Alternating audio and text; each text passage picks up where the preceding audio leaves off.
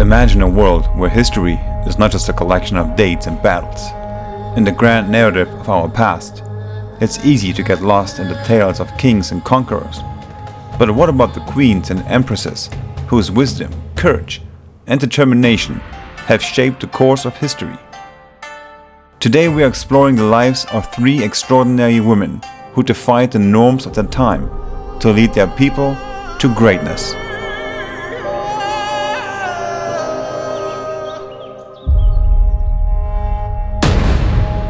Hatshepsut, the fifth pharaoh of the 18th dynasty, ascended the throne around 1478 BC.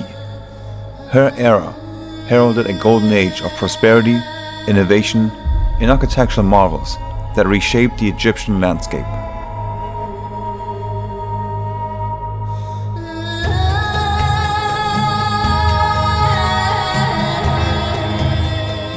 In a daring move that would define her reign, Hatshepsut transcended her role as the great royal wife and proclaimed herself pharaoh. With this act, she shattered centuries of tradition, assuming not only titles, but also the regalia of male rulers, the false beard, the shended kilt, and the Nemes headcloth, symbols of her authority and divine right to rule. Under Hatshepsut's reign, Egypt flourished like never before. Her ambitious building projects were not mere acts of vanity, but statements of power and piety. The jewel in her architectural crown, the mortuary temple at Deir el-Bahari, was an architectural marvel of its time, a place of worship and a monument to her legacy, designed to stand for eternity. Hatshepsut was more than a builder, she was a visionary. Her reign was marked by peace, prosperity, and progress. She launched ambitious trade expeditions to the mysterious land of Punt, acquiring riches that had never before been seen in Egypt. These ventures not only filled the coffers of the state, but also secured Hatshepsut's place as one of Egypt's most prosperous rulers. Yet, Hatshepsut's story is tinged with the struggle for legitimacy and survival. In life, she was a goddess queen who commanded the respect of her subjects. In death, she became a target for erasure, as successors sought to obliterate her memory from history, but their efforts were in vain.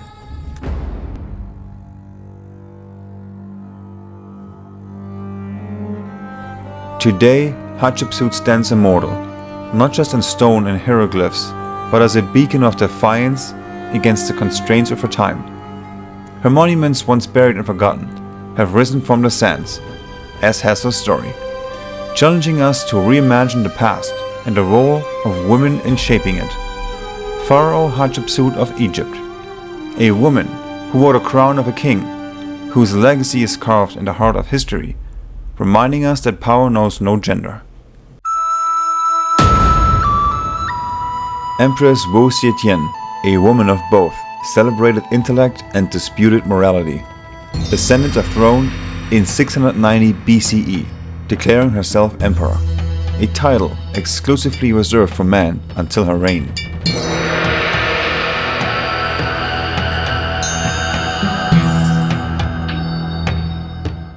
Wu Zetian's rise from a junior concubine to imperial empress was not just a story of personal ambition, but also a narrative of radical governance.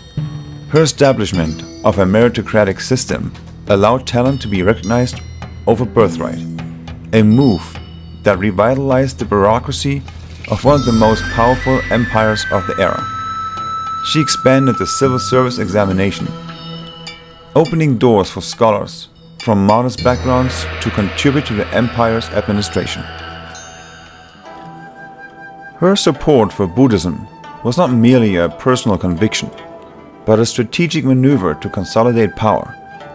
The construction of temples and the commissioning of statues not only bolstered her divine legitimacy, but also fostered a sense of unity and purpose among her subjects. However, Wu Zetian's patronage of Buddhism went beyond mere statecraft. It facilitated cultural and intellectual exchanges that enriched Chinese society.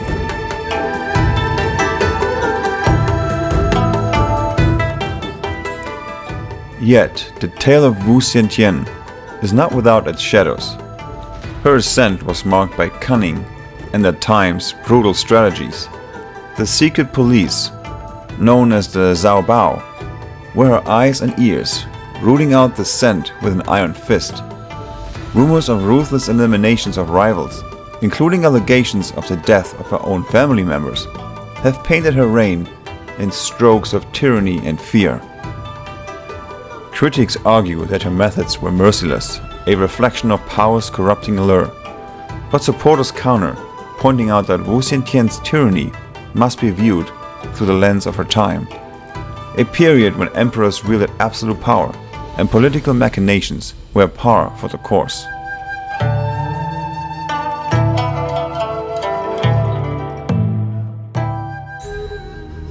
The duality of Wu Zetian's legacy, as both a reformer and a ruler with an iron grip, continues to fascinate and provoke debate.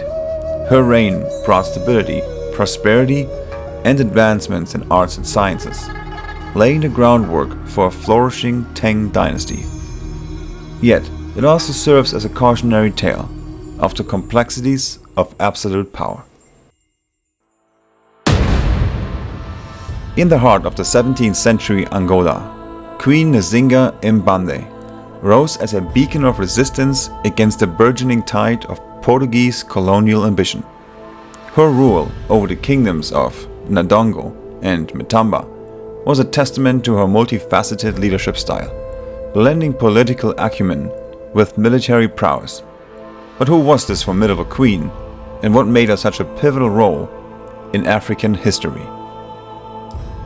Queen Nzinga's reign was a masterclass in the art of war and peace. She was not only a skilled diplomat, capable of negotiating with European powers on equal footing, but also a strategic military leader who understood the importance of adapting to changing circumstances. Under her command, Ndongo and Matamba became sanctuaries for those fleeing the slave trade, embodying her staunch opposition to the commodification of human life. Yet, it was her ability to forge alliances that truly set Nzinga apart. Allying herself with the Dutch in the fight against the Portuguese, she showcased an unparalleled geopolitical awareness. Her alliances were not mere acts of convenience, but strategic moves that bolstered her military campaigns, allowing her to reclaim territories lost to the Portuguese and fortify her kingdoms against future invasions. However, Nzinga's rule was not without its controversies. Her determination to maintain power led to tough decisions that have sparked debate among historians. To secure her position, she engaged in practices common at the time, such as employing mercenaries and, paradoxically, participating in the slave trade to acquire weapons and allies. These actions, while ensuring her kingdom's survival, also cast a shadow on her legacy as a defender of her people's freedom. Despite these complexities, Queen Nzinga's impact on Angola and the broader narrative of African resistance cannot be overstated. Her adept navigation of the intricate web of colonial politics, coupled with her military acumen, ensured that Angola would not easily fall under Portuguese dominion. Her legacy is enshrined in Angola's collective memory, symbolizing the fierce spirit of resistance and the unyielding desire for sovereignty. Today, Queen Nzinga's spirit lives on in Angola's rich cultural heritage, serving as a source of inspiration for generations. Her legacy is a complex tapestry that reflects the challenges and triumphs of a leader who stood defiantly against the tide of colonial expansion, advocating for the freedom and dignity of her people.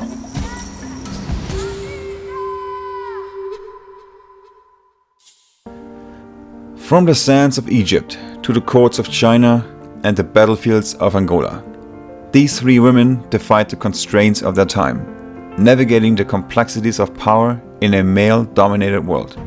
Pharaoh Hatshepsut, Empress Wu Zetian, and Queen Nzinga were not just rulers who changed their own worlds.